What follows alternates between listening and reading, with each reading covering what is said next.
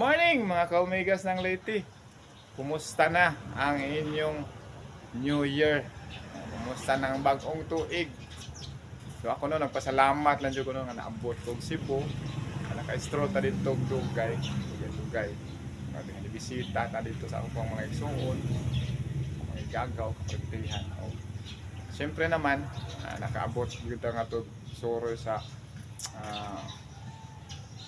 Santo Niño, kundiin nagpista senior sa Santo Niño. So naglaag-laag sa ang person, no?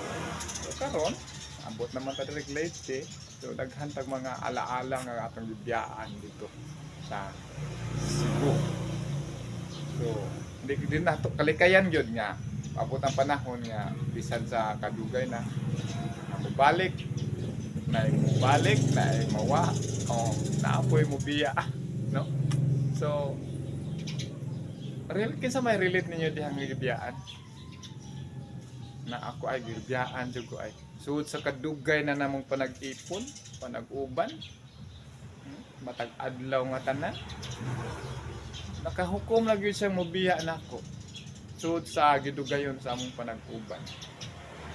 So mao bitaw nga ang tutaog ka ng Cebu, lingaw-lingaw ta, pero sa atong paglingaw-lingaw doon na po ko'y nadang kalingawan, no?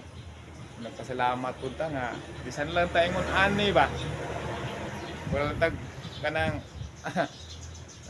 kingkoy nagpakingkoy naman po ta ba, so ani lang ang life.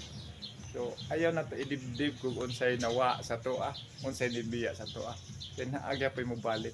Kaysa akong paggatog sa Cebu, bisan ingon lang ko yun, hindi na ko yung kapanghambog ano mong hambog mong ko, pero akong ipakita ninyo nga doon ako'y gikan sa Cebu. So muna akong bag ko karon, no? Tungod kay iyam akong gibiyaan last year, so na ako'y bag ko nga ako pong ipasigarbo ninyo.